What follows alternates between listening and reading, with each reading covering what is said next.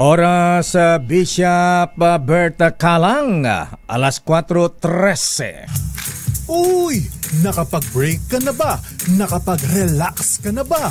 Saan ka man nagtatrabaho, mapa-opisina man o work from home o mula mismo sa pwesto, sasabayan namin ang break time mo. Sasabayan namin ng mga balita at komentaryo, mga panayam ng mga taong viral ngayon. DZRH Break Time! RH Break Time! Pumapatak na naman ang ulan sa bubong ng bahay. Di maiwasang gumawa ng di inaasahang bagay. Medyo humina na po ang ulan dito sa Metro Manila, pero pumapatak pa rin po ang ulan, mga kuya, mga ateng. Magandang maulang hapon, Pilipinas. Ako po si Deo Macalma. Ako naman po, Thea Petro Corpuz. At narito ang headlines ng ating mga balita ngayong araw ng Miyerkules, 23 ng buwan ng Hulyo. Nako, eto na ang mga inaabangan po ng mga estudyante at mga magulang. Metro Manila at 35 probinsya. Suspendido pa rin ang klase at pasok sa gobyerno bukas. Private and public sa mga eskwelahan o levels. Walang pasok bukas ayon kay DILG Secretary John Vic Remulla. Bagyong Dante at Emong bantay sarado ng Pag-asa. Bagyong Dante lumakas pa bilang tropical storm ayon yan sa Pag-asa. Red rainfall warning nakataas ngayon sa Zambales at Bataan. Yellow warning sa Metro Manila at iba pang lugar nakataas naman. Tatlong malalaking dam sa Luzon patuloy na nagpapakawala ng tubig bunsod ng mga pag-ulan.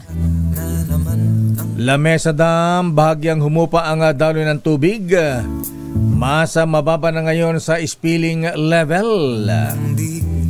7 lugar nasa state of calamity bunsod ng mga pag-ulan at baha ng habagat. At bilang namatay dahil sa bagsik ng habagat at bagyong Krising. Kasama na ba rito ang bagyong Dante? Hindi pa. Pumalo na po sa 12 ang namatay at mga apektado umabot naman sa 1.4 million. At marami pa rin po ang mga nasa evacuation centers. Meralco, doble kayod para maibalik ang serbisyo ng kuryente sa 12,000 customer. Hindi patas na taripa ng Pilipinas at Amerika. Inalmahan ng mga senador. Insulto sa isang bisitang head of state. Ayon kay Senator Panfilo Ping Lacson. Hamon na suntukan ni Vice Mayor Baste Duterte, pinatos ni PNP Chief General Nicolas Torre III. Abay, meron nang nagamon sa akin na Miss Thea, pustahan daw. Bakit katatapos na ng Pacquiao fight? Pustahan na naman. Pustahan daw. Ayan. Kanino ka daw lakay? Abay, sabi nung nagamon, sabi niya, ako kay General Torre. Ayan. Kahit na mas matanda siya kaysa kay Baste. Ang lamig ng panahon pero ang init ng mga ulo. Makalma lang. Chill lang. Makalma lamang po mga kuya, mga ating Mayor Baste. Vice Mayor pala. Ha? At ngayon sa detalye ng ating mga balita. Lalo pang lumakas ang bagyong Dante bilang isang tropical storm. Ayon sa Pag-asa, huling namataan ang bagyong Dante sa layong 900 kilometro mula sa silangan ng extreme northern Luzon. Taglay nito ang lakas ng hangin aabot sa 65 km bawat oras malapit sa gitna. At may gustiness o bugso na aabot naman sa 80 kph. Kasalukuyang kumikilos ang bagyong Dante pahilagang kanluran sa bilis na 15 km bawat oras. Samantala sa forecast ng Pag-asa, inaasang lalabas ang bagyong Dante sa Philippine Area of Responsibility bukas ng hapon o gabi. Pero ang malungkot na balita, may papasok na ang panibagong bagyo. At ito ay ang bagyong Emong. Ano ba yan? Samantala, nakataas na ang signal number 1 sa 4 na lugar sa Luzon kasunod ng pag-develop bilang bagyo ng isa pang low pressure area sa loob ng Philippine Area of Responsibility. Ayon sa Pag-asa, tatawagin itong Tropical Depression Emong na siyang ikalimang bagyo na pumasok sa bansa ngayong taon. Kabilang sa mga lugar na isinailalim sa signal number 1 ang Ilocos Norte, western portion of Ilocos Sur kasama ang Sinait, San Juan, Cabugao, Santo Domingo, Magsingal, Bantay, San Ildefonso, San Vicente, Santa Catalina, City of Vigan, Kawayan, Santa Narvacan, Santa Maria, San Esteban, Santiago, City of Candon, Santa Lucia, Santa Cruz at Tagudin. Northwestern portion ng La Union kasama ang City of San Fernando, San Juan, Bacnotan, Luna, Balawan, Bangar at Bawang. Western portion of Pangasinan kasama ang Dasol, Burgos, Agno, Bani, Bolinao, City of Alaminos, Mabini at Anda. Huling namataan ang bagyong Emong sa layong 115 kilometers mula sa kanluran hilagang kanluran ng Lawag City, Ilocos Norte. Taglay nito ang lakas ng hanging aabot sa 45 kilometers per hour malapit sa sentro at bugsong aabot naman sa 55 kilometers per hour. Kasalukuyang kumikilos ang bagyong Emong pakanluran timog kanluran sa bilis na 35 kilometers per hour. Sa forecast ng Pag-asa, inaasahang lalakas pa ang bagyo bilang tropical storm bukas ng hapon o gabi. Samantala, inilagay na sa red warning level ng Pag-asa ang probinsya ng Zambales at Bataan dahil sa matinding pag-ulan. Dala ng pinalakas na habagat hanggang kanina alas 2 ng hapon. Ayon sa Pag-asa, posible ang matitinding pagbaha sa mga mababang lugar sa dalawang probinsya. Nasa ilalim naman ng orange warning level ang Pampanga, Cavite at ilang bayan ng Tarlac gaya ng San Jose, Capas at Bamban kung saan natiling mataas ang banta ng pagbaha. Samantala, nasa ilalim naman ng yellow warning level ang Metro Manila, Bulacan, Batangas, Laguna, Rizal at natitirang bahagi ng Tarlac katulad ng Tarlac City, Paniki, La Paz, Herona at iba pa. Bagamat mas mababa ang antas na babala, may posibilidad pa rin ang pagbaha sa mga flood-prone areas kasama na ang Metro Manila. Inaasahan din katamtaman hanggang paminsa-minsang malakas na pag-ulan sa Nueva Ecija at Quezon sa loob ng susunod na 3 oras.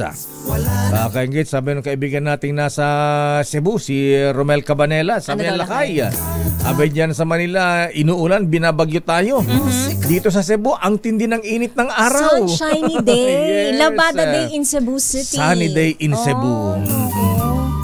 Samantala, Lakay, umabot na sa 12 ang bilang ng mga namatay dahil sa pinagsamang epekto ng nagdaang bagyong Krising at hanging habagat. Ayon sa datos na nakalap ng Philippine National Police, 5 rito ay galing sa Calabarzon, 3 sa Negros Island Region at tig-1 mula sa Mimaropa, Northern Mindanao, Bangsamoro Region at Metro Manila. 9 sa mga biktima ay nalunod habang 2 naman ang nabagsakan ng puno sa mismong bahay. Malayo ito sa datos ng Office of Civil Defense na 7 reported casualty kung saan 2 ang kumpirmado ng dahil sa kalamidad.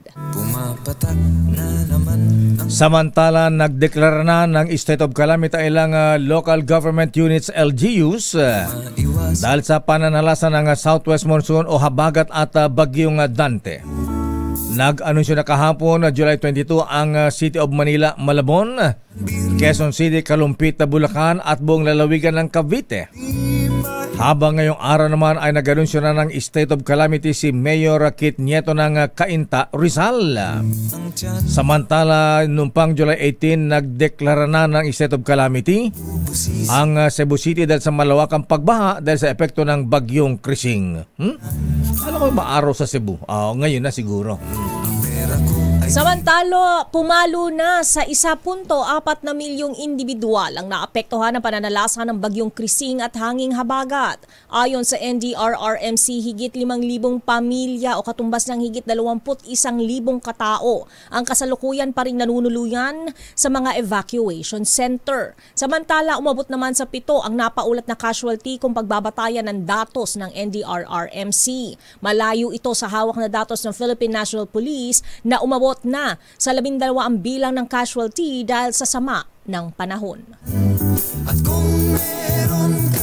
At eto na mga classmates, mga teachers, mga parents, makinig kayo, Wala nang ipinasok talaga lang. Ayan, pero magkakaroon daw yata ng make-up classes, sabi ni DepEd Secretary Berosy Fulsani Angara. Sinuspindi na ng Department of Interior and Local Government ang pasok sa lahat ng antas at pasok sa matanggapan ng pamahalaan sa mga susunod na lugar bukas sa Huwebes, July 24, 2025. At sa mga estudyante at mga teachers, principals, all levels po, mga classmates, public and private, at eto ang mga suspendido ang pasok maging ang mga government offices: Nueva Vizcaya, Ifugao, Mountain Province, Nueva Ecija, Quezon Province, Oriental Mindoro, Palawan, Marinduque, Sorsogon, Romblon, Masbate, Albay, Camarines Sur, Catanduanes, Antique, Iloilo, Pangasinan, Benguet, Tarlac, Pampanga. Abay, kasama rin ang Bulacan Governor Daniel Fernando, Metro Manila, Inulit po natin, buong Metro Manila, mga ating mga kuyang, mga teachers, classmates, kasama ang Batangas, kasama rin po ang Laguna, Rizal, Cavite, Cagayan, ay ingana diya Ilocos Norte apo, Ilocos Norte, Ilocos Sur, Abra, Kalinga, Apayao, Zambales, Bataan, Candijay, La Union. Ayan po, Bukas, ayon kay DILG Secretary John Vic Remulla na kontrobersyal ngayon. Ayan, wala pong pasok sa mga eskwelahan, all levels, private and public, at mga government offices. Kaugnay nga ng balitang yan, Lakay, nagsorry si Interior and Local Government Secretary John Vic Remulla kaugnay ng pabirong paraan ng Department of Interior and Local Government o DILG sa pag-aanunsyo ng suspensyon ng klase at trabaho dahil sa masamang panahon. Ayon sa kalihim, wala siyang intensyong maliitin ang pinagdaraanan ng publiko at layunin lang niya na magbigay ng kahit kaunting gaan sa sitwasyon. Matatandang umani ng batikos mula sa netizens ang Facebook announcement ng DILG kung saan mababasa ang mga katagang, "Mga abangers, sarap ng bogchiko, sa kabusugan ay nakaidlip ng sandali o eto na ang inaabangan nyo." Ang post ay tungkol sa anunsyo ng class at work suspensions dulot ng habagat at malawakang pagbaha sa Metro Manila at iba pang rehiyon. Feeling millennial ba si Secretary John Vic, pero sabi niya ganun talaga silang mga Kabitenyo. Sa Cavite, Lakay. Ubra kasi yan noon. Kaso nationwide na, secretary na siya, cabinet member na siya. Pero, dinepensahan pa rin siya ni Pangulong Ferdinand Bongbong Marcos Jr. ang paraan ng pag-anunsyo ni DILG Secretary John Vic Remulla sa pagsuspende ng klase at pasok sa trabaho at mga tanggapan ng pamahalaan. Ayon kay Pangulong Marcos na hindi masaya dahil binarabara yata siya ni Donald Trump. Ayan, abay yung hirit na babaan ang taripa ng mga produktong Pilipinas papuntang Amerika ay binabaan lang ng 1% dun sa 20%. Hindi niya huhusgahan ang style ni Remulla dahil ang mahalaga ay parating ang tamang mensahe sa publiko. Natanong din ang Pangulo sa Amerika kung bakit ipinaubaya kay Remulla sa DILG ang pagbibigay ng abiso hinggil sa mga suspensyon ng classes at pasok sa mga tanggapan. Sabi ng Pangulo, mas mainam na isang ahensya na lamang manggagaling ang tamang impormasyon, lalo na't laganap ang fake news sa social media ngayon. Narito ang Pangulong Marcos. As long as he gets the message across, that's what it's for. That's what all of these postings are for. And get some information across. And as long as he achieves that, then he manages to do what he sets out to do. I am not a. I'm not exactly a judge of, how do you say, literary style. Pumapatak Alas tayong magawa repa, yan ang style ng John Vic. Ayan.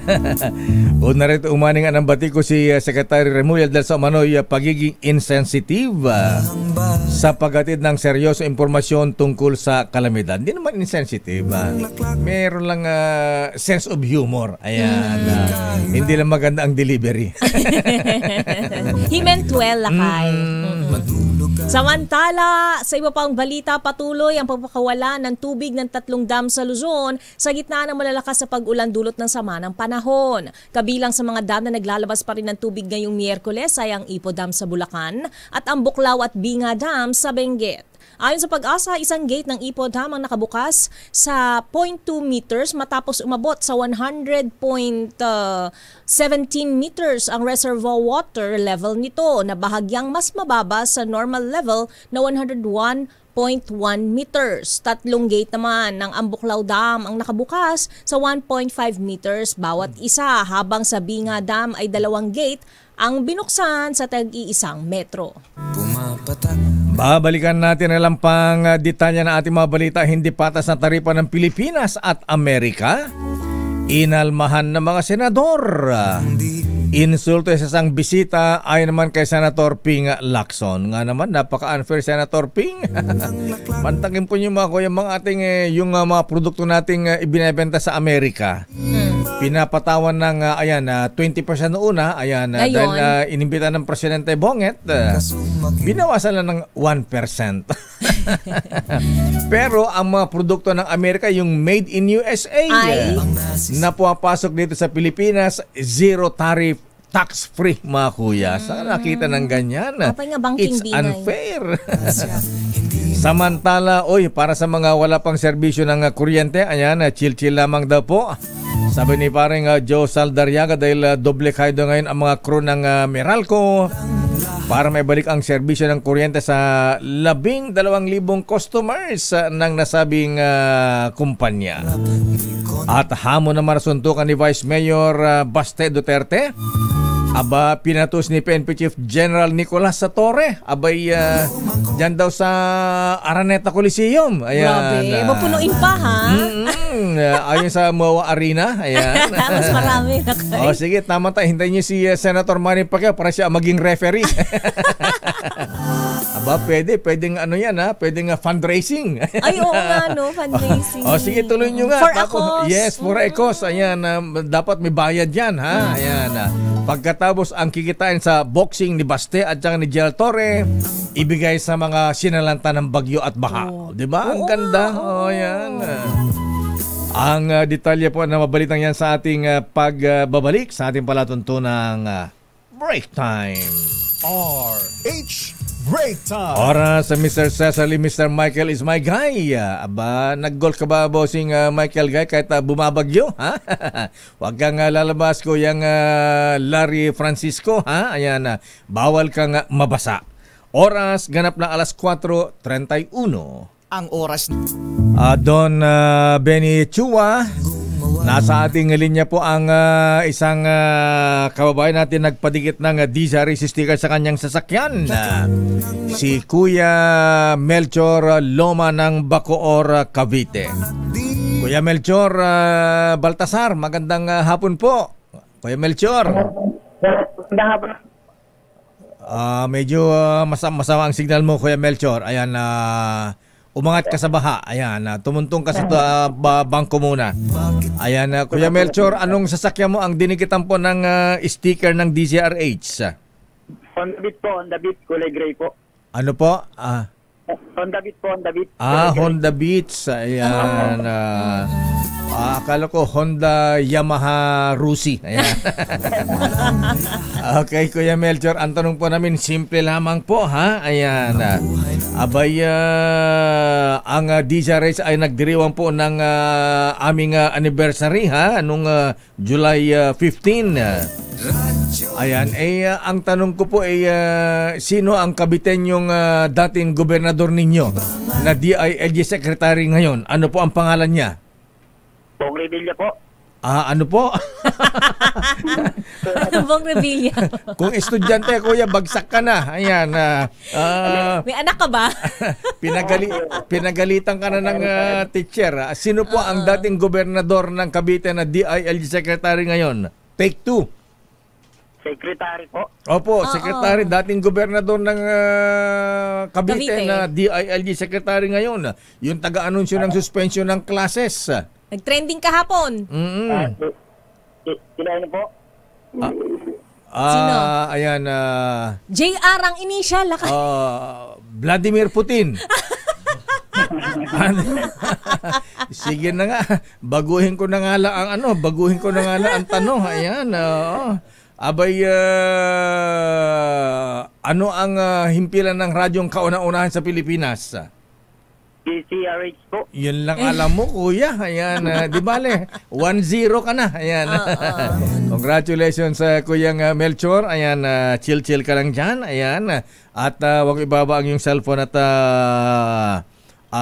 sasabihan ka ng news center para ihatid kung saan ihatid ang ipapadala ang iyong premyo. Sandali lamang, andyan ba? Kuya Melchor Loma, ayan, congrats. Pero ang gobernador po nyo dati na ngayon DILG secretary, ang pangalan po, baka mamaya assignment na anak po ninyo yan. Ha? John Vic Remulla po ang pangalan. Ayan. Dapat nag-call a friend siya lakay. For sure, alam ng anak niya kung may anak siya. Magkadit tayo ng magandang balita dahil ang sabi ni Jomel Gonzaga Gatchalian, may announcement daw ang aming ninang na si Yoli Crisanto Sobel de Ayala ng Globe. At sabi po ng Globe, ayan, dahil nga sa epekto ng bagyo at baha, ang Globe ay may hatid na libreng tawag at data. Libreng tawag at data, ha? Para sa mga komunidad na naapektuhan ng bagyong Krising, hanging habagat at ngayon ay bagyong Dante. Ayan. Bilang tugon sa pinsalang dulot ng bagyong Krising, agad na kumilos ang Globe upang tumulong sa mga apektadong komunidad sa pamagitan ng komunikasyon at relief assistance. Wow! Mamamigyan ng cellphone ito. Ayan. Sa mga lugar na matinding naapektuhan, maaari nang makipag-ugnayan ang mga kapwa nating Pilipino sa kanilang mahal sa buhay gamit ang emergency offers mula sa Globe. Ayon kay Yoli Crisanto, Globe Chief, ayon kay Yoli Crisanto Sobel de Ayala, ayan, Globe Chief Sustainability and Corporate Communications Officer, sa ganitong panahon, napakahalaga na manatiling konektado ang mga komunidad at maramdaman nilang hindi sila nag-iisa. Ayan. Ito ang tinatawag ng Globe na diwan ng hashtag Alagang Globe. Ang magmalasakit sa panahon ng pangangailangan. Ito, makinig kayo, ha? Para sa mga Globe prepaid at TM customers, may libreng unlimited calls. Wow! At text sa lahat ng networks kasama ang 100 megabytes. Aba! Para sa lahat ng apps at dagdag na 100 MB para sa Facebook, Viber at iba pa, valid for 1 day. Naku! Yung mga walang pasok ng mga bata ngayon, sasamantalahin ito, ha? At para naman sa Globe at home prepaid Wi-Fi users, may libreng 5 gigabytes open access data na valid for 3 days. Ba, matagal-tagal ito, ha? At sa mga G-Fiber prepaid subscribers, ano yung G-Fiber prepaid subscribers, Miss Thea? Ayan. Yung signal nila yan, Lakay. Signal yan. Para sa mga GFiber prepaid subscribers na nasa apektadong lugar, may 3 araw na promo extension naman sila. Aba, tingnan mo nga naman ha. At para sa Globe postpaid at GFiber postpaid customers, extended din ang payment due dates para mabawasan ang kanilang alalahanin ngayong panahon ng kalamidad. At hinikayat din ng Globe ang lahat na makiisa sa relief efforts. Pwede mag-donate gamit ang Globe Rewards points para sa Ayala Foundation's Hapag Movement sa pamagitan ng Globe One app. At maaari ring magpadala ng tulong gamit ang GCash donation feature o i-scan ang QR code na nakapost. Manatiling kasama ninyo ang Globe, handang tumulong at kumonekta lalo na sa panahon ng pangangailangan. Sa bawat maliit na tulong, may malaking pag-asa. #Alagang Globe. Mwah! Dagdag May ko na lang yan. Dagdag ko na lang yung kay Ninang Yoli Crisanto Sobel de Ayala. At ngayon balikan natin ang mga balita. Unahin natin ang mga reports. Pero sandali lamang, baka makaligtaan ko ito, Raymond. Let ha? Ayan. Dahil birthday pa lang ni Judge Ann Rivera ng Pampanga, Mikeni. Para sa mga nakilala kay Judge Ann Rivera, ayan, batiin niyo po ng advance happy birthday. Binabata rin ni Attorney Jojo Rivera, yung kanyang dating boyfriend. At si Teng Trinidad, sa mga nakilala po kay Teng Trinidad, birthday po niya ngayon. Binabati naman ni Don Benny Chua. Ayan, si Kuyang Elmer Bariliano at Kuyang Rodolfo Tano. Happy birthday. At siyempre si Kuyang Melvin Arado at Doc Micah Bravo ng TM Calao Lads. At Kuyang Benhor de la Torre ng Cagayan de Oro City. Kuyang June Lubid. Ayan, at ganun din si Ateng Maria Cristina de Vera ng Palawan at si Romy Feliciano. Happy birthday. At para sa mga brethren nga pala, nag-iimbita po si Worshipful, si Kuyang Justice Max De Leon ng Hustisya Masonic Lads sa kanilang Constitution sa Grand Lads bukas 2:00 ng hapon. Para sa mga brethren sa Hustisya Masonic Lads, congratulations sa inyong Constitution bukas. Sona speech, ayan, State of the Nation address ng Pangulong Bongbong Marcos, 80% ng tapos. Kasi yung 20% nakaabang dun sa trip sa kay Donald Trump na Ni-reserve ba lang? Oo, kaya lang ala, ayan. Para man tayong ininsulto nito, ayan, masyadong unfair, ayan, para tayong ginagawang pulubing ayan, namamalimos, ayan. Alamin natin ang report mula kay Let Narciso. Ano yung 20% na natitira? Parang tarif ng Amerika yan Miss Let. Parang tarif ng Amerika sa mga produkto nating pinapadala sa ina-export sa Amerika. 80% ng tapos. Bakit hindi pa natapos ng todo? Ayan. Sabi ko, Miss Teya, yun sanang pinakatampok ng sona ng Pangulong Marcos kung fruitful ba ang working visit ng ating Pangulo sa Amerika, sa White House. Kaya lang parang na mga ininsulto at binastos ni Donald Trump. Ang bira, binawala-bola pa ang presidente. Ayan, tough negotiator ang presidente natin. Kaya lang ala rin nangyari. Ayan. Pagkatapos, tax-free pa ang mga made in USA na papasok dito sa Pinas. Samantalang pinapatawan tayo ng 19%. Alamin natin ang detalye mula kay Arrest number 14. Anong oras ang balik ng Pangulong Marcos sa Let? Mamayang hapon o mamayang gabi? Arrest 14 mula sa Malacanang na hindi nakasama sa coverage sa White House dahil hindi nabunot. Hindi nabunot. Arrest 14, Let Narciso, please come in. Miss Let. Lakay, Mr. kaunting ayos na lang daw ang kailangan gawin sa talumpati ni Pangulong Ferdinand Marcos Jr. Fine-tuning. At sa State of the Nation address sa Lunes. Sa press conference sa Washington, sinabi ni Pangulong Marcos na nasa 80% na ang nasusulat sa SONA speech. Trinabaho niya daw ito bago pa bumiyahe sa Amerika at pagbalik ay itutuloy nila ang pagbuo dito. Pakinggan natin si Pangulong Marcos. Mahabol namin yun. I think we'll be all right because what we have already written is substantial in terms of the SONA is about 80%. I think. So konti na lang fine-tuning.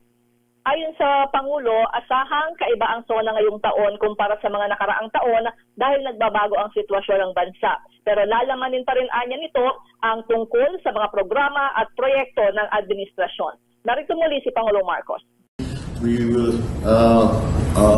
talk about the programs that we are going to that we have initiated and will continue to promote and endorse as we until the end of certainly at the very least until the end of this term. Hopefully, it will continue after my term.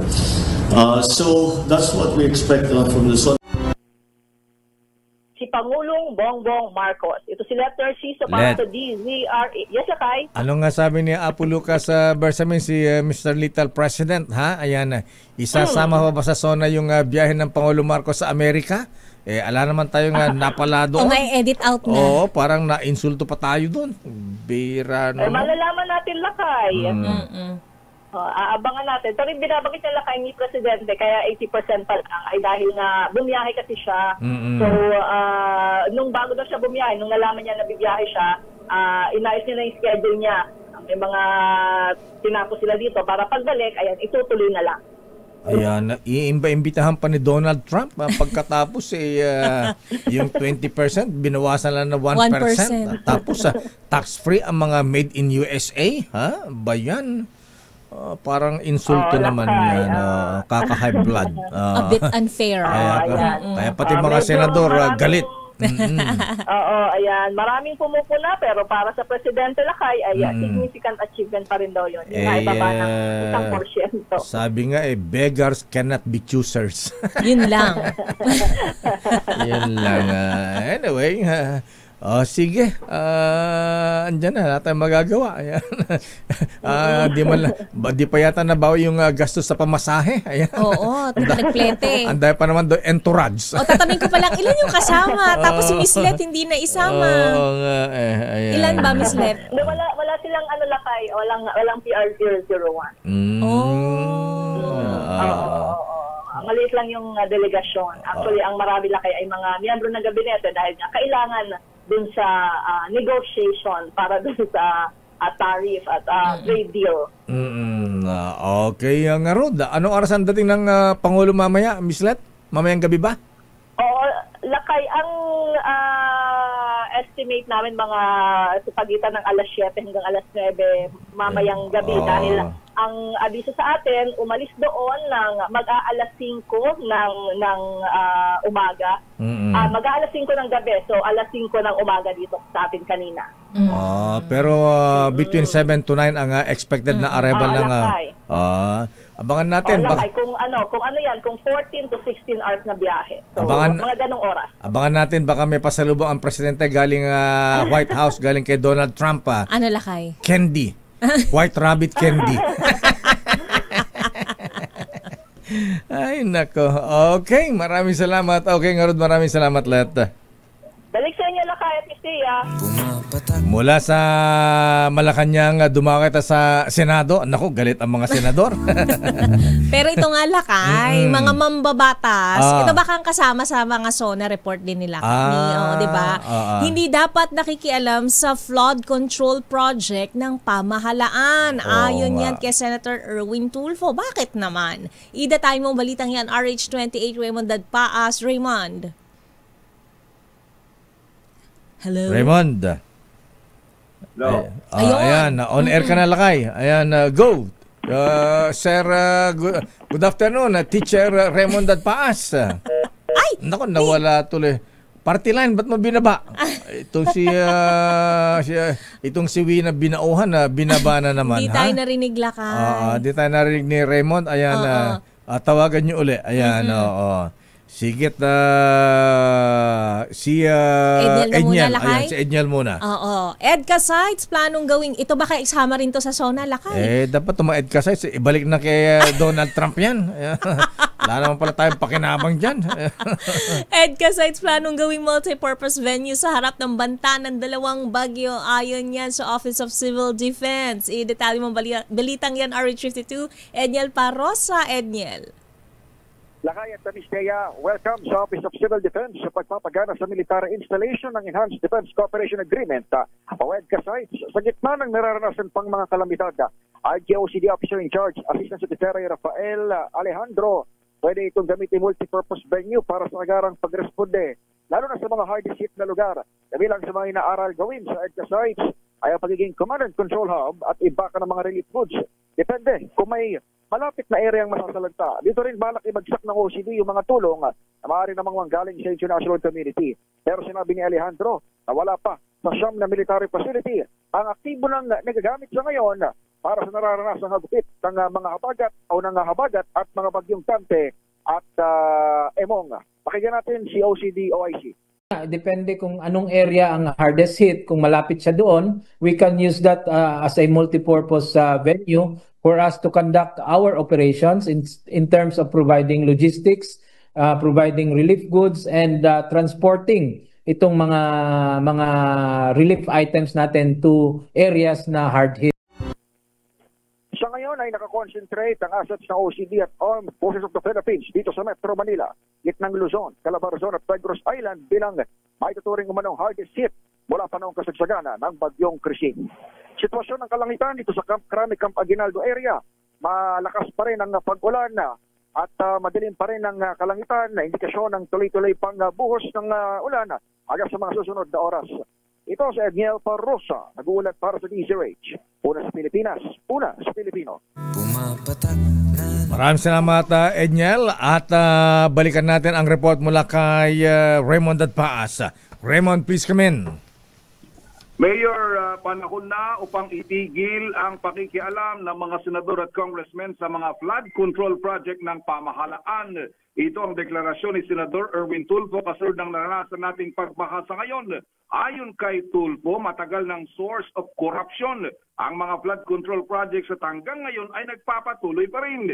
15 taon na itong nangyari kaya't palpak ang mga proyekto. Paniwala ng senador ay dapat ipaubayan na lahat sa DPWH ang mga flood control projects para malinaw kung sino ang may responsibilidad at walang sisihan. Nangako si Tulfo na kahit ito ay nasa mayorya sa Senado, ay kanyang haharangin ang anumang tangkang pagsingit ng mga politiko ng pondo para sa flood control project. Ang senador ay dumalaw at namigay ng tulong sa mga nasa evacuation center sa Diosdado Macapagal Elementary School sa Tatalon, Quezon City, bago ito nagtungo sa iba pang lugar sa Quezon City at Maynila. Narito si Senador Erwin Tulfo. Anong karapatan ng senador, congressman, mag-flood control? None! Pero sir, ang problema kasi during budget deliberations... Sam, ako mismo ngayon 28 ko, harangin ko. Kasi majority ko ako, I will say stop. Hanggang sa BICAM, sir, doon daw nakakaroon ng... Then I will say no. I will say no. But this has to stop ho eh. It has to stop. Ano ka nang wonder that was 10 years ago, 15 years ago? Wala nangyari. We have to stop this foolishness.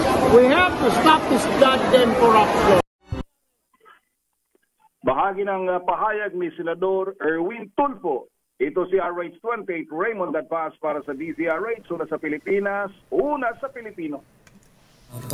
Maraming salamat, Raymond Dadpaas. Ayan, at least si congressman na ang nagsasabi niyan. Ha? Ito pa, pati si Senator Ping Lacson. Ayan. Ang sabi ay, asa na yung item kay Senator Ping Lacson. Ayan. Marami daw dapat ipaliwanag ang mga opisyal ng gobyerno na naglaan ng bilyones na pondo para sa flood control project sa 2025 budget. Ito ang sabi ni Senator Ping Lacson kasabay ng naranasang matinding pagbaha dahil nga sa habagat. Ngayon pa lamang ay inaabisyonan ni Senator Lacson ang mga opisyal na sangkot dito dahil kailangan nilang magpresenta ng mga datos sa pag-aaral na pinagbabatayan ng kanilang paglalaan ng malaking pondo sa isang lugar. Standby Boy Gonzales, Milky Rigunan. Standby Val Gonzales. Oras Mistea. Ganap ng alas 4:57. Tinawag ni Senator Ping Lacson na pinakamasamang insulto para sa isang bisita ang hindi patas na taripa sa pagitan ng Pilipinas at Amerika. Ito hinggil sa ipapataw na 19% tariff ng Amerika sa mga produkto ng Pilipinas papunta sa kanila. Ngunit sa kabilang dako, sa kabilang bangir, zero tariff po ang mga produkto ng Amerika na papasok sa Pilipinas. Ibig sabihin, tax-free po ang mga made in USA na papasok sa Pilipinas. Pahay ka ba yan, Secretary Ralph Recto? Commissioner Jun Lumagi ng BIR.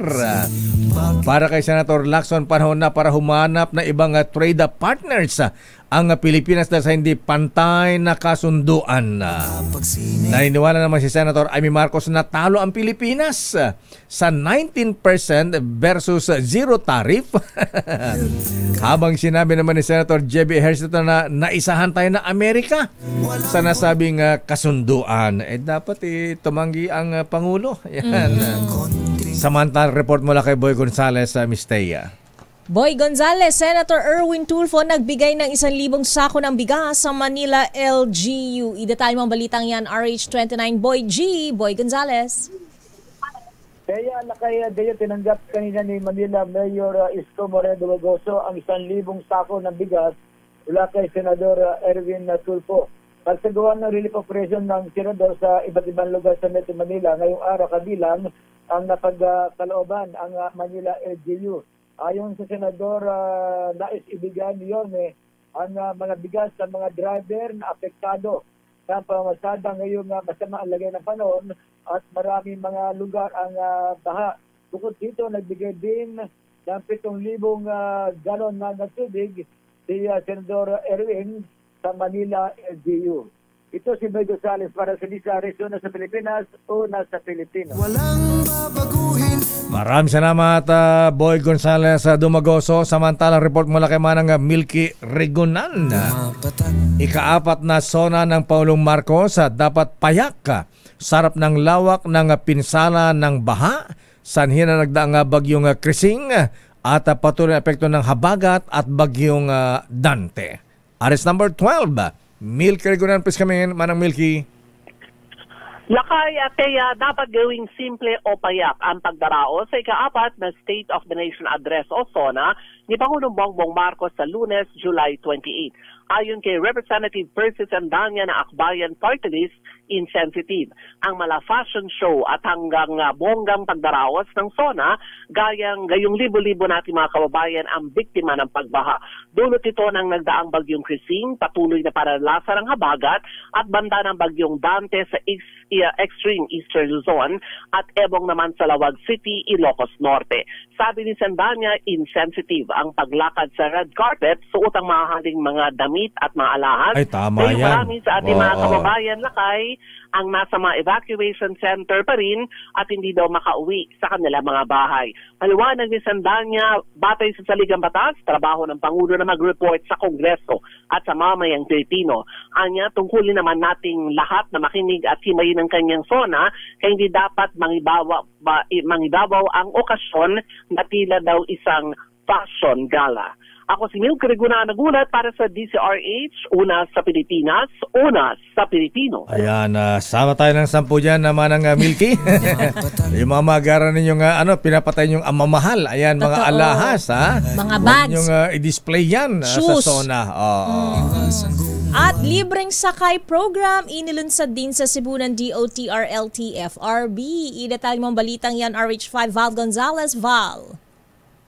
Magandang balita ito, Miss Thea at Mayor, dahil simula ngayong araw ay libre na ang pagsakay ng mga commuter sa mga modern jeepney sa rutang Orgelio Park Mall sa Cebu. Ito ay matapos na ilunsad ng Department of Transportation at Land Transportation Franchising and Regulatory Board ang libreng sakay program. Ayon kay Transportation Secretary Vince Dizon, Tugon ito ng ahensya sa utos ni Pangulong Ferdinand Bongbong Marcos Jr. na ibsan ng arawang gastos ng mga commuter sa kanilang pasahe at bigyan ng sapat na kita ang mga jeepney operator at mga driver. Sinabi ni Transportation, sabi ni Dizon, na malaking tulong ang libreng sakay na ito lalo na sa mga estudyante dahil nasa 200 piso kada linggo ang kanilang matitipid sa pamasahe. Aniya, ang matitipid na ito ay pandagdag na rin sa kanilang araw-araw na gastusin na magagamit sa ibang bagay gaya ng pagkain o pambili ng gamot. Paraan din ito, aniya, para mahikayat ang mga kababayan nating mag-commute dahil may option na sila para sa reliable at libre pang public transportation. Ito ang unang libreng sakay sa Visayas Region at bukas, araw ng Huwebes, ay ilulunsad din ng libreng sakay sa Davao na siya namang una sa Mindanao Region. Ako si Val Gonzales, DZRH, una sa Pilipinas, una sa Pilipino. Maraming salamat, Val Gonzales. At eto na, ha? Naku, ang dami nang gustong pumusta, ha? Yan, kumasa. Yan, kumasa si PNP Chief General Nicolas Torre III sa hamong suntukan ni Davao City Vice Mayor Baste Duterte. Ayon kay General Torre, napapanood itong gawing boxing for a cause. Ayan, maganda yan. Na may 12 rounds para sa mga sinalanta ng bagyo. Yan sinasabi natin, ha? Correct. Narinig agad yung suggestion mo, Lakay.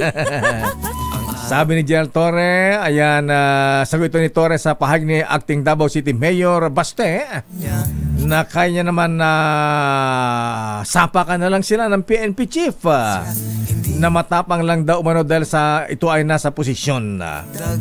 Sinabi ni General Torre na pwedeng gawin ang kanilang boxing sa Smart Araneta Coliseum sa Cubao, Quezon City sa linggo. Sa linggo na kaagad. Ala ng practice general. Training. Alas 9 ng umaga at nanawagan din siya sa mga maaring mag-sponsor. Ayan, kita mo, ha? Ayan.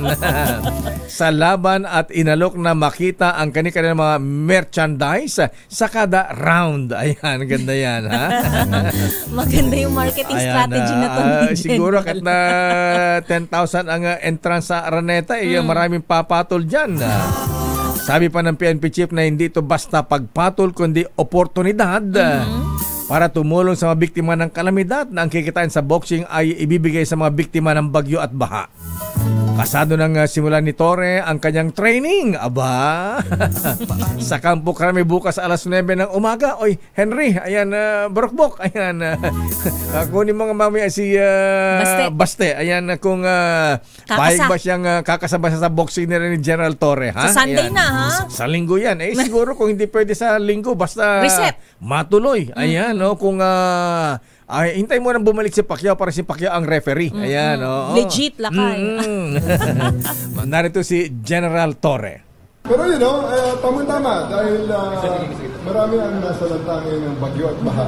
Maybe we can use this moment or this opportunity for to raise funds in a charity boxing match. Fundraising. Para mabilis. This coming Sunday sa Araneta. 12 rounds, pwede. 12 rounds sa sundukan para maganda. At para medyo marami-rami ang ma-raise natin. Siguro you can find sponsors per round, may mag-sponsor. So let's place their merchandise before each round. So 12 rounds para medyo marami-rami ang sponsor at marami tayong ma-raise na tombo. Aba, pwede nga yan, ha? Sige, sana matuloy. Ayan, oo. Bawal i-knockout, Lakay, kasi dapat 12 rounds mabuo. Kasi fundraising naman, eh. Ganun ba? Kung may man-knockout, di okay lang. Okay. Paano yung sponsor per round? Ganun. Hindi lalabas. Yung nga lang, ha? Sorry na lang sila. Planuhin pa yan ng mas mainam. Ayan, Vice Mayor Baste, ayan, ano ba kayo, ha? Payag ba kayo? Ayan. Sige ba, pakuha natin kay Henry kung papayag si Baste. Ayan, Araneta Coliseum. At General Torre, ayan, pwede ba hintayin natin si Manny Pacquiao na referee para mas marami ang manonood? Mas malaki ang kitain. Ayan, baka si Manny Pacquiao mag-sponsor pa dyan. Baka buong round. Bumakas din. Hindi pa sponsoran din natin ng coffee drop. Ayan, ni Kuya Jong Francisco, ha? Ayan, ano ba? Pa-sponsoran natin sa Star City. Star City. Ayan. Sana available yung venue, Lakay. Ayan. Kung Dito na lang. Gusto na. Dito na lang sa Star City, sa Oo, Aliw Theater. Aliw Theater. Ayan na. So, hindi problema yan. Kung gusto nila, dito sa Soto Street. Sa CP Complex. Maghabulan sila dyan. Ayan. So, magandang balita yan. Tingnan natin kung ngayong tinanggap na ni General Torre ang hamon, abay tutuloy kaya si Vice Mayor Baste sa hamon na yan.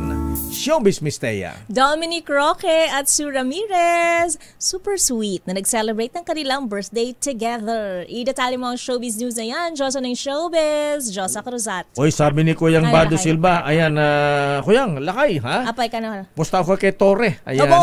Kay Torre ako. Ayan. Alaga, ha? O, sige, abangan natin yan. Miss Diyosa. Ay, at Miss Thea, mas naging espesyal ang kaarawan ni na Dominic Roque at Sue Ramirez. Ngayong taon, matapos nilang ipagdiwang ng magkasama bilang magkasintahan. Parehong July 20 ang kaarawan ng dalawa. Si Dominic ay ipinanganak noong 1990 habang si Sue naman ay noong 1996. Kaya't bukod sa sabay nilang pagdiriwang, matchi-matchi rin ang kanilang mga birthday cake na ibinahagi nila sa kanilang Instagram accounts. Sa mga larawang inilabas, sa makikitang sweet ang celebrity couple sa kanilang weekend celebration. Kasama ang mga malalapit nilang kaibigan at pamilya. Lumikha rin ng kilig online ng mga intimate couple shots na ibinahagi ng dalawa. Sa kanyang IG post, sinabi ni Sue na super blessed siya at nasa kanina raw ang lahat ng kanyang kailangan sa buhay. Samantala, super sweet din ang caption ni Dominic sa kanyang post at tinawag pang baby si Sue. Para sa Break Time Showbiz, ito si Josa Cruzata nag-uulat para sa DZRH, una sa Pilipinas, una sa Pilipino. Mas sweet yung sa Coldplay. Malupit yun, lakay. Oo. Kaya mahirap lakay naglalabas, maraming nakatutok na camera. At ayan, nakabalan natin pala tuntunan ng Break Time. Ako po si Deo Macalma. Ako naman po, Thea Petro Carpuz. Ingat po, stay safe. Ayan, andyan pa rin po ang bagyong Dante at papasok na Emong at Habagat. Susunod na, mabalansyadong balita Henry Uri at Miss Kay, Karen Oyong. Abangan niyo po mahabigan ni tatawagan ni Henry Uri mamaya si Mayor Baste. Ayan. Kung at ang hinamon. Yes, kung payag ba siya sa Araneta na unboxing. Sabi ni General Torre. Bye-bye. Ingat. Diyos ti Agina, Diyos ti Kumuyog. Ang oras